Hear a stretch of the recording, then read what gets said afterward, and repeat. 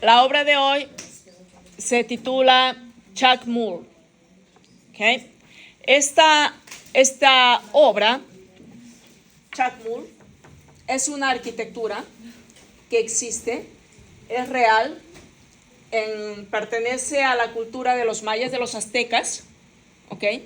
Y viene a ser el dios de la lluvia. Existe, ¿ok? Este cuento, escrito por Carlos Fuentes, muchos lo catalogan como mexicano, pero él nació en Panamá.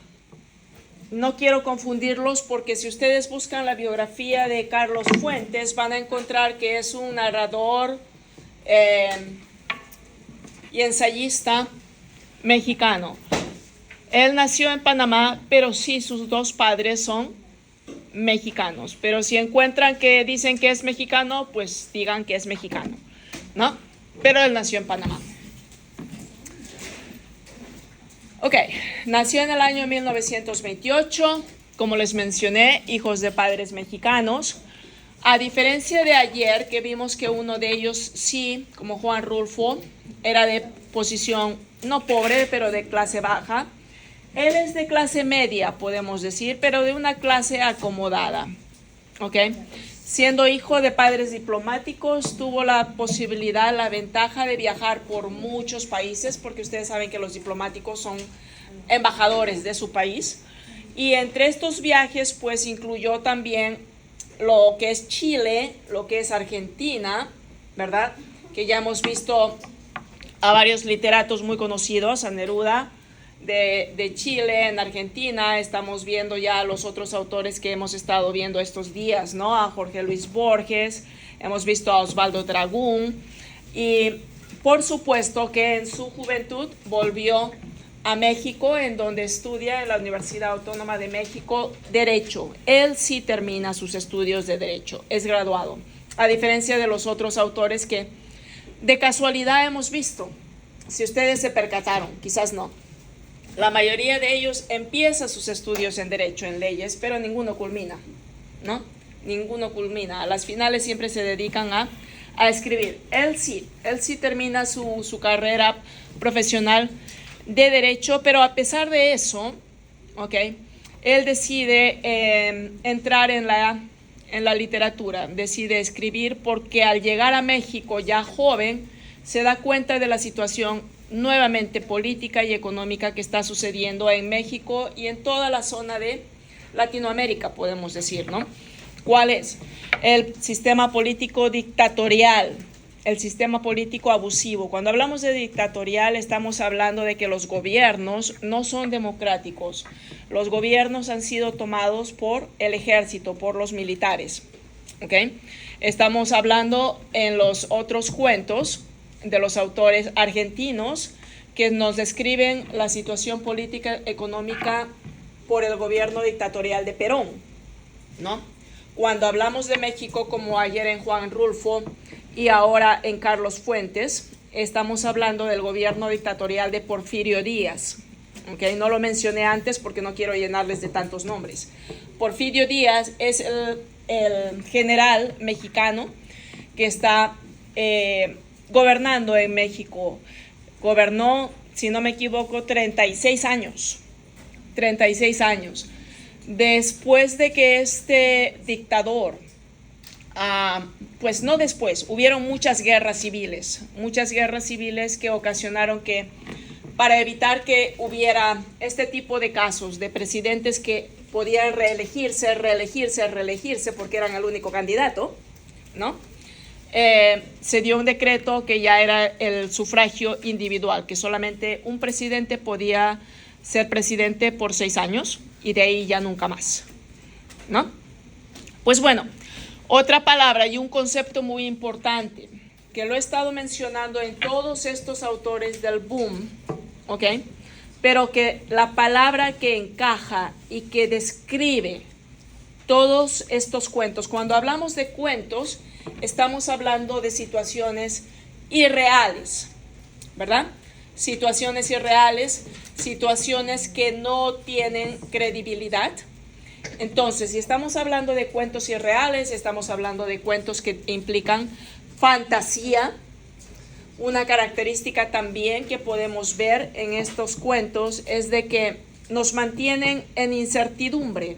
No sabemos exactamente qué es lo que va a pasar, no sabemos cómo va a terminar la obra. Al final de la mayoría de cuentos hemos visto que no se sabe si muere, que no se sabe si se ahoga, pues ya vamos a ver en las otras, ¿no? Que no se sabe si llega al pueblo o si no llega al pueblo, o si consigue trabajo o no consigue trabajo. Esa es una característica de estos cuentos. Todas estas características se basan en el realismo mágico. Esta característica del boom, considérenla mucho cuando les toque preguntas 3, ¿ok? El realismo mágico. Lo vuelvo a repetir. ¿Qué es lo que incluye el realismo mágico? Es fácil de determinarlo cuando escuchas la palabra mágico, ¿ok? Son cuentos ficticios, son cuentos que se van a la fantasía, te hacen imaginar, ¿ok? Te hacen imaginar, te hacen vivir el momento, ¿verdad? Como ayer, por ejemplo, en la historia de No oyes ladrar a los perros, nos hace entrar en la posición del padre cargando al hijo, el sufrimiento que tiene, el hijo con la bala, ¿verdad? Dentro y quejándose que tiene dolor y que no pueden llegar al pueblo, etc. ¿Okay? El del teatro de El hombre que se convirtió al perro, satírico, humorístico, ¿ok? Pero te hace entender también la situación que está pasando México en ese momento, perdón, Argentina en ese momento, ¿ok? Entonces, ese juego que es en cierta forma real, porque está pasando todo eso en su país, acuérdense que el boom, lo vuelvo a decir, se diferencia de la generación del 98, ¿por qué? La generación del 98, autores españoles, hablan solamente de ¿qué? De España, la situación política, la situación económica, la situación social que pasa en España, ¿verdad? El boom trae lo mismo, pero son autores de Latinoamérica, ¿cierto? Y nos traen también a ver lo mismo, el regionalismo, el nacionalismo de sus lugares, de su país, de su pueblo, de su aldea, de su ciudad. ¿Estamos? Entonces, nos muestra esa realidad, pero ¿qué? Con ese toque de fantasía, ¿okay? De incertidumbre, de ambigüedad, que no sabemos exactamente cómo va a desarrollarse el cuento. ¿Estamos? ¿Entendemos esto? Ok, entonces, esto ténganlo muy en cuenta cuando hablemos del boom. ¿Estamos? Ok.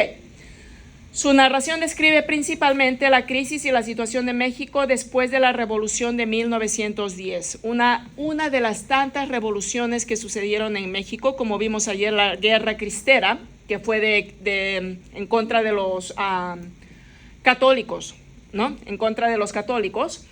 Esta es una revolución porque quieren sacar a Porfirio Díaz y quieren solamente que exista un voto, es decir, una permanencia, como les acabo de decir, 6 años para el presidente y de ahí que se vaya y que haya más de un candidato para las elecciones. Características ya las hemos revisado bastante. Algo que también quiero recalcar que es una característica del boom, la polifonía. ¿Qué significa polifonía? Que es varias voces, ¿ok? Cuando hablamos de la obra de teatro de ayer, vemos 3 actores, ¿no es cierto? Pero esos actores no mantienen un papel. La mujer hace de esposa, pero también hace de narradora, ¿cierto? Son rotación de roles, pero son varios participantes. En cada cuento son narradores omniscientes que estamos viendo, y en este cuento vamos a ver 3 narradores. ¿Estamos? Ok. Cuento corto. Temas. Vemos la dualidad del ser, la construcción de la realidad. ¿Por qué estamos hablando de la construcción de la realidad? Porque este monumento, ¿ok? Sí existe. El hecho que ocurrió, que le inspira a Carlos Fuentes a escribir este cuento, es real. Es real, ¿ok? Este cuento lo escribe Fuentes después que en el año 1952, como un contexto histórico, ¿no? en el año 1952, este monumento, esta obra arquitectónica, esta de acá, fue llevada a Europa, a Inglaterra me parece, no estoy segura.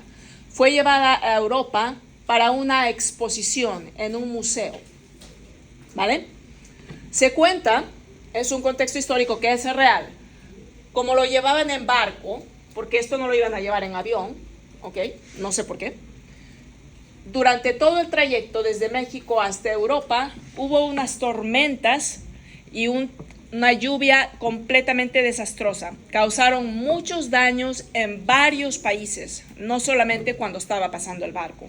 Hubo desastres naturales en muchos países por los que supuestamente el barco estaba pasando, ¿ok? De ahí que Carlos Fuentes escribe este cuento. Ese es el contexto histórico, una situación real. Otra vez, esto existe y lo estaban llevando para una exposición en Europa. Causa muchos desastres naturales, es el dios de la lluvia, ¿ok? Y de ahí es que este señor se inspira y en 1954 publica su libro Chacmool. ¿Estamos? Ok, de ahí que hablamos de construcción de la realidad. La imagen pública y la imagen privada. Vamos a ver un momento que hay un desdoblamiento, ¿ok? Un desdoblamiento. La introspección. Cuando hablamos de introspección, estamos hablando de la vida personal del hombre, ¿no? En este caso estamos hablando, ya les voy dando la introducción del cuento, ¿ok? Es un hombre de Filiberto, se llama. Si hablamos de personajes, escribamos los personajes. Hablamos de Filiberto, que es el hombre principal del cuento, y hablamos de Pepe, que es el amigo, el único amigo que Filiberto tiene. ¿Ok? Filiberto pertenece a una clase social alta. Se puede decir que trabajaba para el gobierno. Se puede decir que trabajaba para el gobierno. Siempre vamos a hablar de esa forma, ¿no? Se puede decir, suponemos, porque no tenemos nada claro. Acuérdense que hay un realismo mágico. ¿Ok? Entonces tenía una posibilidad económica fuerte. Introspección. ¿Por qué? Porque a pesar de que tenía todo ese dinero, tenía una buena posición en el gobierno, pues no tenía amigos. No tenía amigos, era despreciado por la familia y en su trabajo también, como se dice ahora, ¿no? Le hacían un bullying terrible por lo mismo, porque no tenía amigos, ¿ok? Llega un momento en que lo despiden del trabajo, lo despiden, lo echan del trabajo. Y supuestamente es porque él robó dinero del gobierno, ¿no? Del trabajo. Él robó dinero, entonces lo despiden. Este momento de introspección, de evaluación interna, eso es lo que significa, se da por ese motivo, ¿ok? Él crece en una familia adinerada, con un nombre, con una posición, trabaja para el gobierno, tiene dinero, pero a pesar de eso no es aceptado por la sociedad. Él se evalúa y dice, pues con todo esto y con toda mi posición social, soy nadie. Y ahora lo despidieron del trabajo. Relaciones interpersonales. Vamos a ver las relaciones de poder, que seguimos hablando del periodo dictatorial de Porfirio Díaz. La amistad y la hostilidad. La amistad que tiene con Pepe, el único amigo. Y la hostilidad que se viene a ver cuando Chacmool, que es la estatua, ¿no? Se vuelve en vida, cobra vida, ¿no? Ya no es una estatua, cobra vida. Tiempo y el espacio.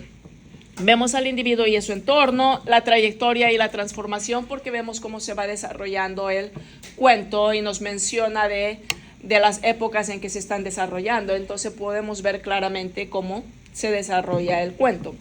La creación literaria, el proceso creativo, la intertextualidad, la metaliteratura. Acá sí encontramos muchas, ¿ok? Pero las únicas nuevas que podemos ver, que son muchas, son alusiones.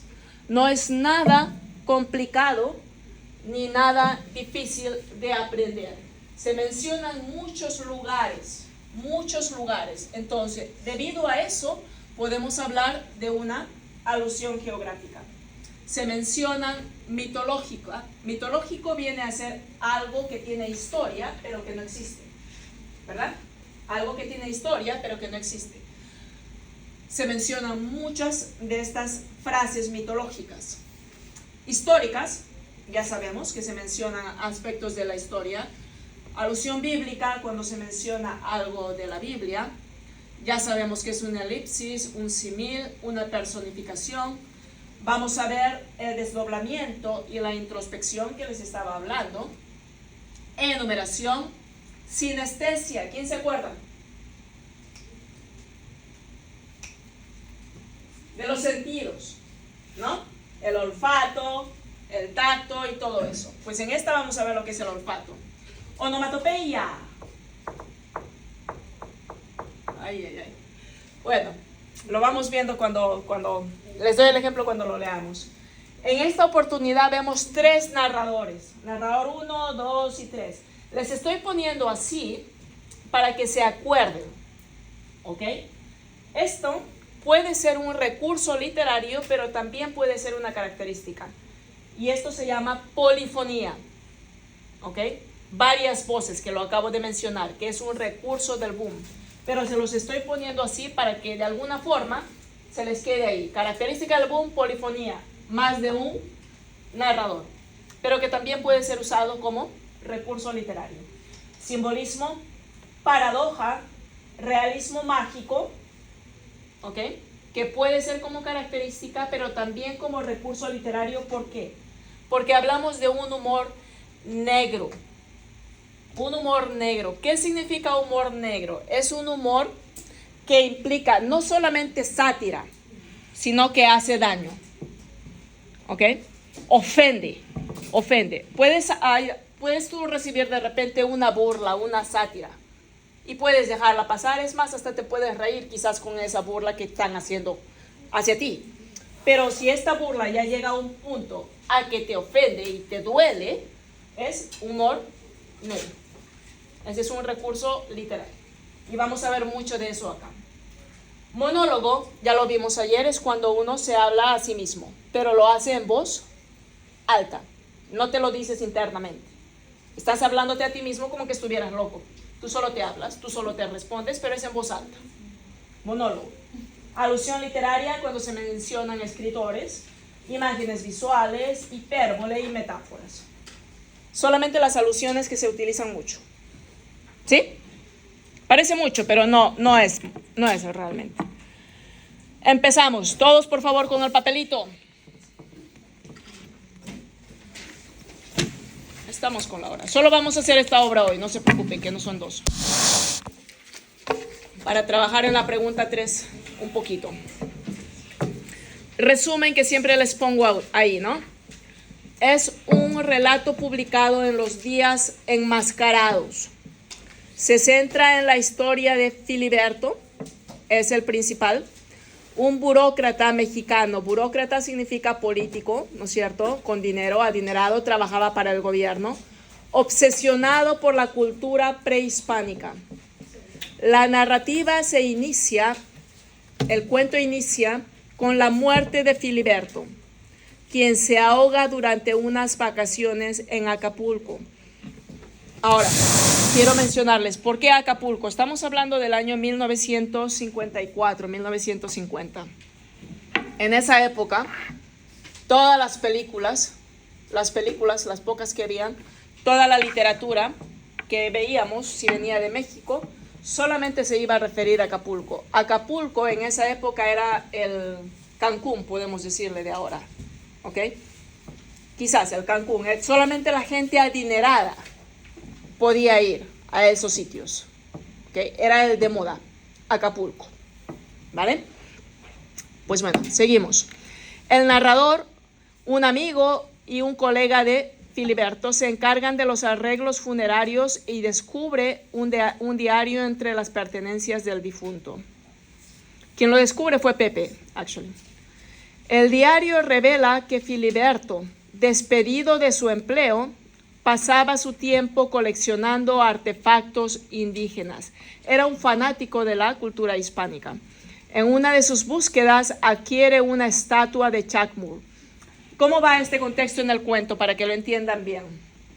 Un día él decide comprar esta arquitectura, este monumento de Chacmul, porque había muchas réplicas. Él escucha de que en México se están vendiendo 10 de ellas, que no son originales, pero él quiere comprar una porque él tiene el dinero y quiere tener una más en su colección. Entonces Pepe, su amigo más cercano, el único, le dice: Filiberto, hay uno que están vendiendo en la plaza y parece que es original porque se le ve hasta la sangre en el estómago, ¿no? Entonces él se emociona y va a la plaza. Les estoy haciendo un resumen corto, ¿no? De esto. Va a la plaza a querer comprar el monumento y ve que queda solamente uno y correctamente tenía el estómago rojo, ¿no? Y cuando él se acerca y toca el estómago, que todavía estaba fresco, ¿no? Se da cuenta al olor, y ahí vemos la sinestesia, que es ketchup, lo que le habían puesto ahí para simular la sangre. Entonces ahí vemos también un poco del contexto social, de la pobreza que uno pues tenía que engañar, y vemos la corrupción, ¿no? Engañaba a los clientes diciendo que era una obra original, ¿no? Y en vez de ponerle pintura, pues le ponían ketchup. Ni siquiera les alcanzaba para la pintura para completar su mentira. Entonces, no importa, él se lo lleva, ¿no? Él lleva a comprar. Entonces, sigamos acá. Una estatua de Chacmul, una figura de la mitología maya asociada con el agua y la lluvia.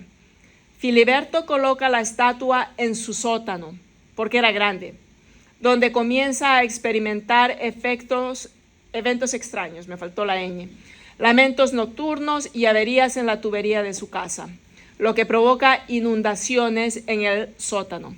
De casualidad, pone la obra, el monumento en el sótano y su casa se inunda, se rompen las tuberías, es el dios de la lluvia, ¿no? Y causa muchos desastres en su casa. Conforme avanza el relato, la historia, se evidencia una transformación sobrenatural de la estatua. Chacmul comienza a cobrar vida, primero sufriendo cambios físicos. Le empieza a crecer los vellos, ¿no? En el cuerpo, le empieza a crecer barba y también le empieza a crecer pectorales en el cuerpo, le empieza a crecer el pecho y luego adoptando comportamientos humanos. Filiberto se siente cada vez más aterrorizado y perturbado por la presencia de esta estatua que ahora domina su vida y su hogar.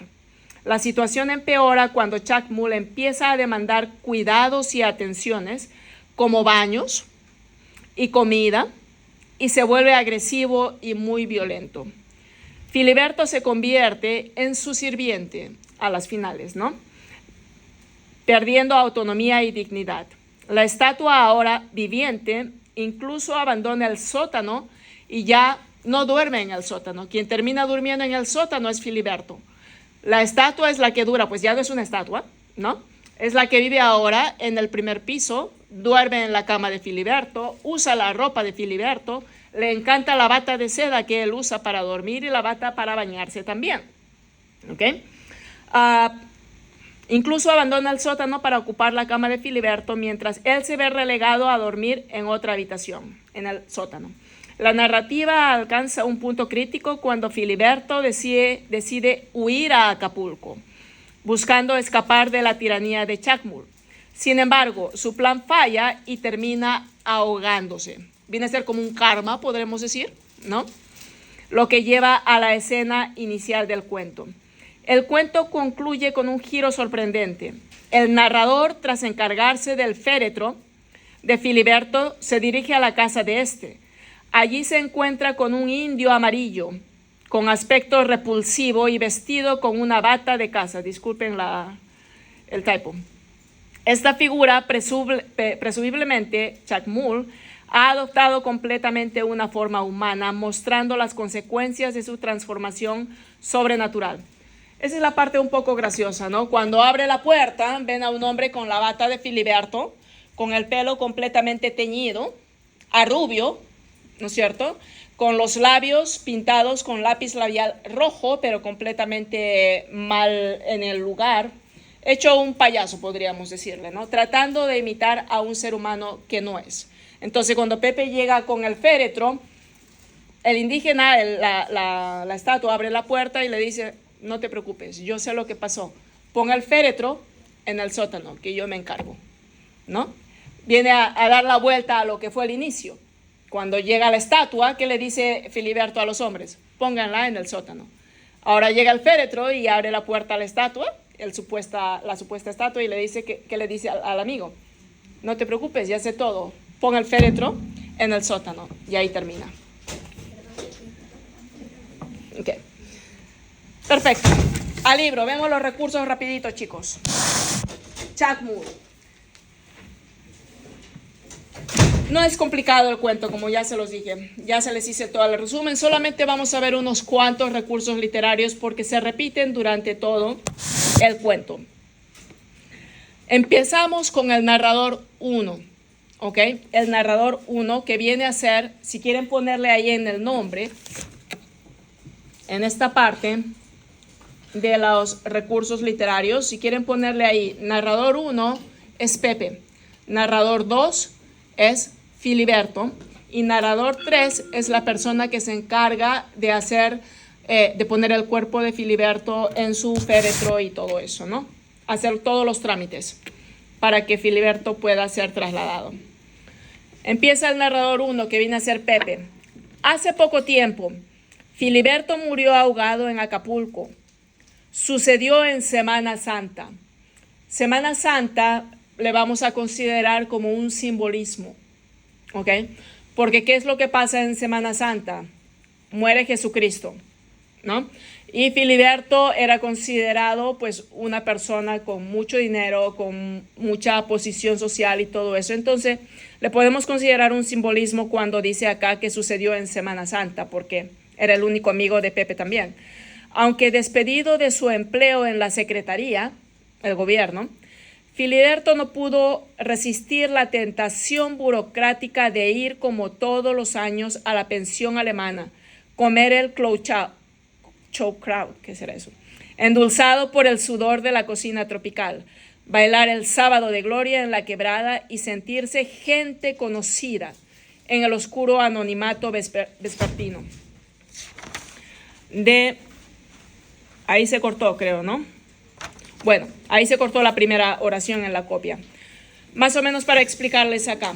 A pesar de que él ya fue despedido, él no quería aceptar de que ya no tenía ese nivel jerárquico. Quería irse de todas maneras a Acapulco y ser reconocido entre la gente. Cuando ya la gente de la sociedad, podemos decir, de la clase alta, va a un solo lugar, ya se conocen porque son los mismos, ¿no? Entonces él quería ser reconocido entre la gente. No importa que ya no tenga dinero ni posición porque fue despedido. Él decidió nadar. Era un buen nadador en su juventud, haciendo resumen a lo que dice en la primera oración que está cortada. Pero ahora, a los 40 años, y tan desmejorado como se le veía, se intenta salvar. Y a medianoche, un trecho tan largo, pues se ahoga, ¿no? Frau Müller, que viene a ser el dueño de la pensión alemana en Acapulco, no permitió que se le velara a este cliente tan antiguo en la pensión. Por el contrario, esa noche organizó un baile en la terracita sofocada, mientras Filiberto esperaba muy pálido en su caja a que saliera el camión matutino. Acá vemos la paradoja, ¿no? Era un lugar de sociedad, de clase alta. Uno de ellos se había ahogado. El dueño del lugar, pensión, hotel, Frau Müller, no quería que nadie se entere, ¿ok? Y a pesar que era un cliente tan antiguo, no lo veló. No quería que haya un velatorio. ¿Qué hizo al contrario? Organizó una fiesta para disimular todo el problema. Organizó una fiesta y acá vemos la paradoja. El dueño está organizando la fiesta y que supuestamente está haciendo Filiberto. Ya está muerto, ¿no? Es la paradoja. Espera muy pálido porque está muerto. ¿Dónde? En su caja. Ven no le podemos decir yuxtaposición, es una paradoja porque va junto. ¿Me entienden? ¿Sí? Vale. Ok. que saliera el camión matutino de la terminal y pasó acompañado de guacales y fardos. La forma que lo llevan a México, a la ciudad, es ponen el féretro y encima le ponen fardos, le ponen túnicas, le ponen telas. ¿Para qué? Para disimular que estaban llevando un féretro. Cuando llegué temprano a vigilar el embarque, sigue hablando Pepe, ¿no?, del féretro, Filiberto estaba bajo un túmulo de cocos. El chofer dijo que lo acomodaríamos rápidamente en el toldo y lo cubriéramos de lonas para que no se espanten los pasajeros, a ver si no le habíamos echado la sal al viaje, ¿no? Echado la sal al viaje es una frase muy típica hispana. Echar la sal significa dar mala suerte, ¿ok? Y acá es donde viene el recurso literario de humor negro. ¿Por qué? Porque es ofensivo que estás llevando, una persona fallecida a escondidas, ¿ok? Y que los pasajeros se puedan enterar y decir, si nos pasa algo o si hay un accidente, ¿es por qué? Porque estamos llevando un muerto. Echar la sal. ¿Me entienden? Como que les va a dar mala suerte. Salimos de Acapulco todavía en la brisa, hasta Tierra Colorada nacieron el calor y la luz. Con el desayuno de huevos y chorizo, abrí el cartapacio de Filiberto, el folder, recogido el día anterior junto con sus otras pertenencias en la pensión de los Müller. 200 pesos, un periódico viejo, cachos de la lotería y el pasaje de ida. Solo de ida, ¿no? Just one way. ¿Qué vemos acá? ¿Con quién está hablando él? ¿Con quién está hablando? Se está hablando él solo, ¿no? Solo de ida, se pregunta a él mismo. Es un monólogo. Y el cuaderno barato de hojas cuadriculadas y tapas de mármol. Me aventuré a leerlo a pesar de las curvas que daba el camión, ¿no? El hedor y el vómito. Ahí vemos imágenes. Y cierto sentimiento natural de respeto a la vida privada de mi difunto amigo.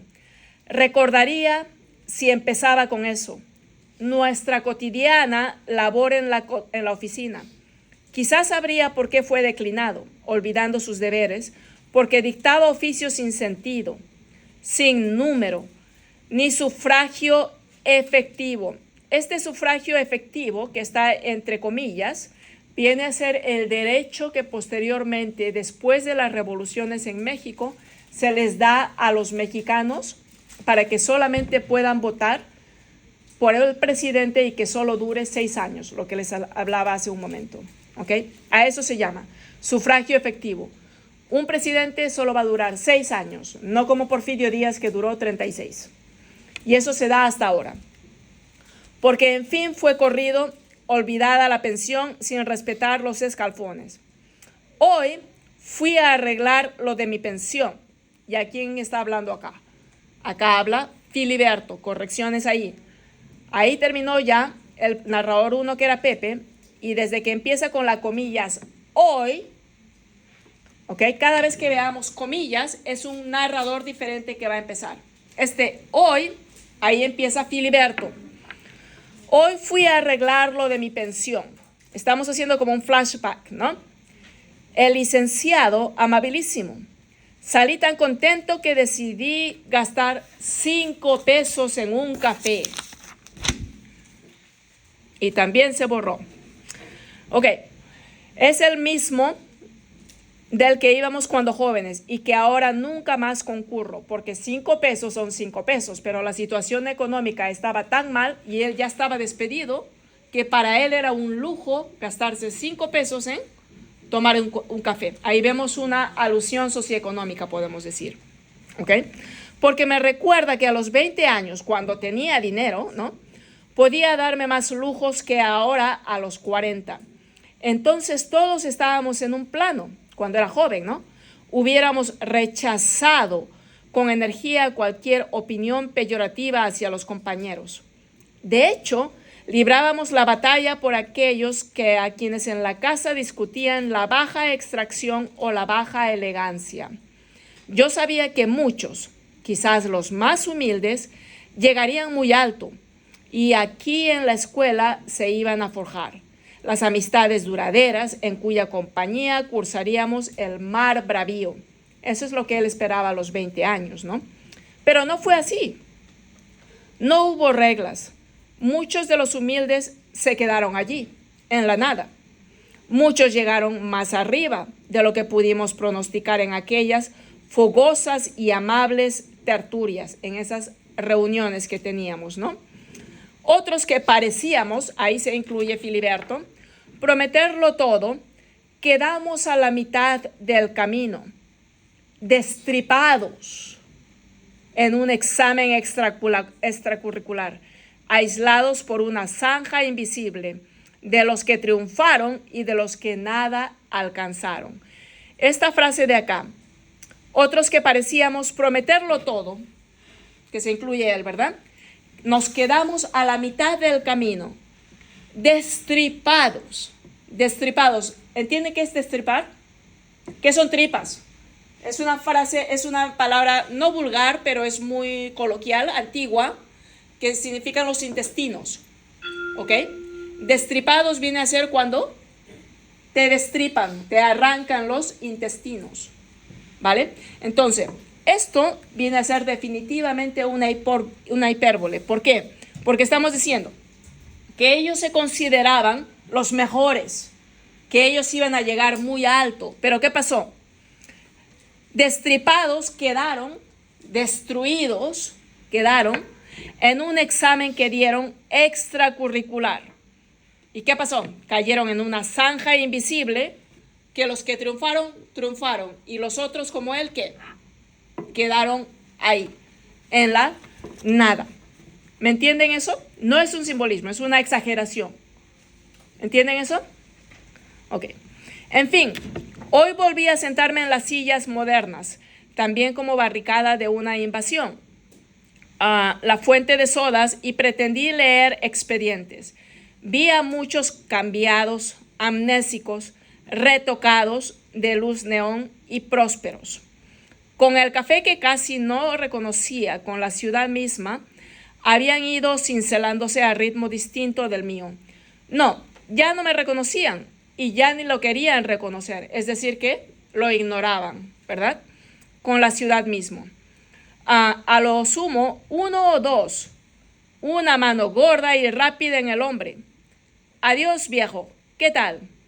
Entre ellos y yo mediaban los 18 agujeros del Country Club. ¿Ok? Está trayendo como un flashback desde su época cuando era joven, ¿no? Cuando tenía dinero. Pero a pesar de eso, falló en el examen, que era muy difícil. Por eso viene ahí la exageración, destripar. Pero igual tenía dinero. Y cuando él estaba en Acapulco, en este club, ¿qué es lo que pasaba? La gente caminaba y lo ignoraba. No querían acercarse donde él, lo ignoraban completamente y de vez en cuando, como él dice, uno o dos, una mano gorda y rápida, le palmaba y le decía, adiós, viejo, ¿qué tal? Como saludándole, pero a la vez diciéndole, cuando pasas, ¿no? Y te dice adiós y sigue caminando, ¿no? Entre ellos y yo me mediaba los 18 agujeros del Country Club. Esto es un lenguaje metafórico. No podemos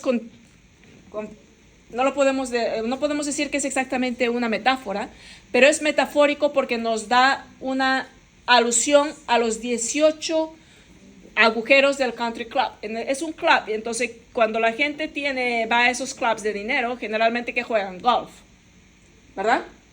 Entonces ahí nos está haciendo una comparación de que esos 18 agujeros de la cancha de golf era una división. Los que estaban en muy buena posición y que tenían muchos amigos estaban allá. Y él que estaba haciendo, tomándose un café.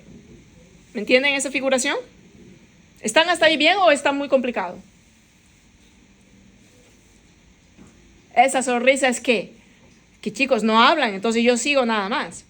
Ok, me disfracé en los expedientes, disfrazaron los años de grandes ilusiones, etcétera, etcétera, etcétera. Cortamos eso y nos vamos a la siguiente página que acabamos con bastantes recursos. Okay. Son solo 5 páginas, tranquilos. Nada más. Todos los cuentos han sido 5 páginas, sino que este es un poquito más complicado porque usa mucha terminología, ¿no? Y sin embargo, había habido constancia, disciplina y apego al deber. No era suficiente o sobraba. No dejaba en ocasiones de asaltarme el recuerdo de Rilke. Esto es una alusión literaria. ¿Saben quién es Rilke?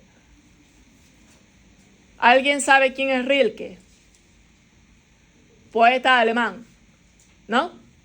Bueno, este poeta se caracteriza por escribir poesías en las cuales habla de la vida y de la muerte. Un poeta muy pesimista, ¿ok? Entonces, si acá está diciendo, no dejaba en ocasiones de asaltarme el recuerdo de Rilke, es que a veces probablemente pensaba en quitarse la vida, ¿no? Otra vez, suponemos, porque eso es lo que nos trata el realismo mágico. La gran recompensa de la aventura de la juventud debe ser la muerte. Jóvenes, debemos partir con todos nuestros secretos. Hoy no tendría que volver a la vista a las ciudades de sal. Otra alusión bíblica, ¿ok? Esto es bíblico. Los que saben, ¿no? Yo no sabía mucho de esto, pero bueno, se trata del hijo de Abraham, Lot, que están saliendo de la ciudad porque creo que estaba siendo destruida o incendiada, y Lot sale con su esposa, y su esposa, el ángel me parece, le dice, no voltees, ¿no? Sigue de frente y no voltees. La esposa voltea y se convierte en una estatua de sal. De repente no es familiar para ustedes, pero les estoy diciendo, ¿no? Entonces, ¿qué es lo que dice acá? Hoy no tendría que volver a la vista y de las ciudades de sal. ¿Ok? 5 pesos. Eso costó el café y tenía que dar 2 de propina. Pepe, aparte de su pasión por el derecho mercantil, gusta de teorizar. Me vio salir de catedral y juntos nos encaminábamos a palacio. Él es descreído, pero no le basta. En media cuadra tuvo que fabricar una teoría, que si no fuera mexicano, no adoraría a Cristo. Y no, mira, parece evidente. Llegan los españoles y te proponen adores a un Dios muerto, hecho un coágulo con el costado herido, clavado en una cruz, sacrificado, ofrendado. ¿Qué cosa más natural que aceptar un sentimiento tan cercano a todo tu ceremonial, a toda tu vida? Figúrate, en cambio, ahí tenemos preguntas retóricas y elipsis, ¿no? Figúrate, en cambio, que México hubiera sido conquistado por budistas o mahometanos. No es concebible que nuestros indios veneraran a un individuo que murió de indigestión, pero un Dios al que no le basta que se sacrifiquen por él, sino que incluso va a que le arranquen el corazón. Caramba, jaque mate a Huitlapochtli, lo dije. Ok, bueno, acá vemos humor negro y vemos definitivamente el contexto social, ¿no? El contexto social. ¿Por qué es humor negro? Porque está haciendo una crítica muy dura a la religión, ¿no? Una crítica muy dura, y es una crítica, como les digo, satírica, de humor, ¿ok?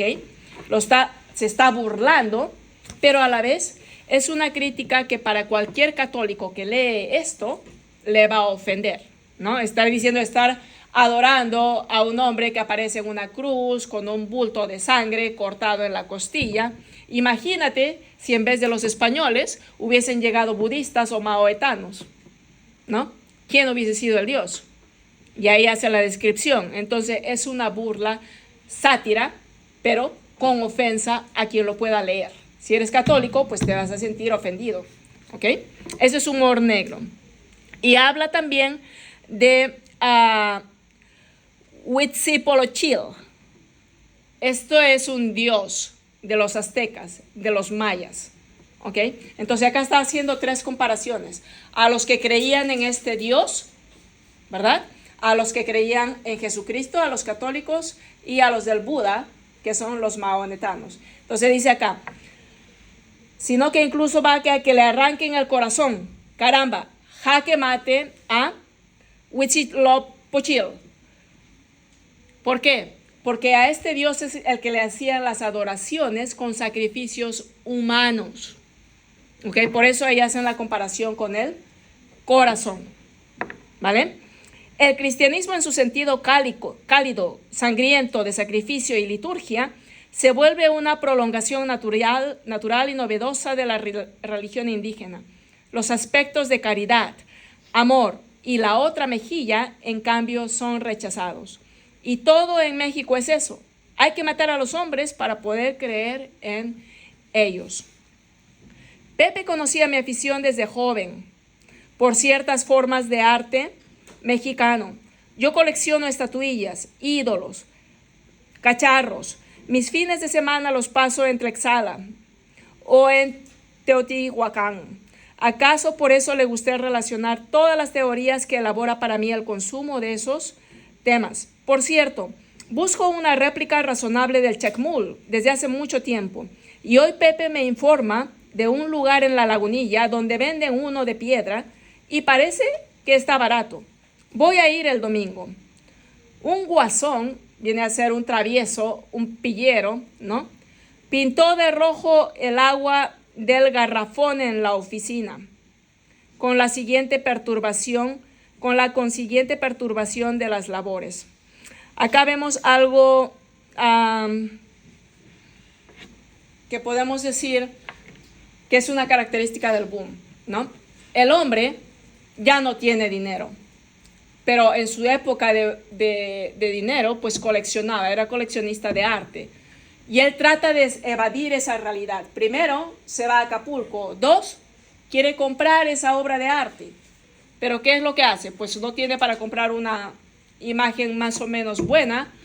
Se va a ir a un parque a comprar, a una feria, una falsa. Pero por lo menos lo va a hacer. ¿Qué es lo que hacen sus amigos?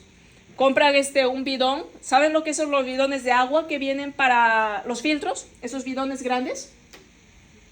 ¿Saben o no? Botellones. ¿Tampoco? ¿No? ¿No? Bueno, imagínense un botellón de agua. Esos que venden en Costco, grandes. Grandes. ¿No? Sí, ok. Lauren sabe. Le preguntan a Lauren. Lo pintan de negro. ¿Ok? Lo pintan de rojo. ¿Por qué? Porque el chacmul siempre está pintado de rojo en el estómago. Entonces lo pintan de rojo ese botellón para hacerle burla a Filiberto. ¿Ok? Como que ese botellón es el chacmul y lo están pintando de rojo. Seguimos. Siguiente. Ok. Acá, pues el hombre compró. ¿Ok? Hoy domingo aproveché para ir a La Lagunilla. Encontré el chacmul en la tienducha viene a ser una tienda, un puestito cualquiera, ¿no? Que me señaló Pepe. Es una pieza preciosa.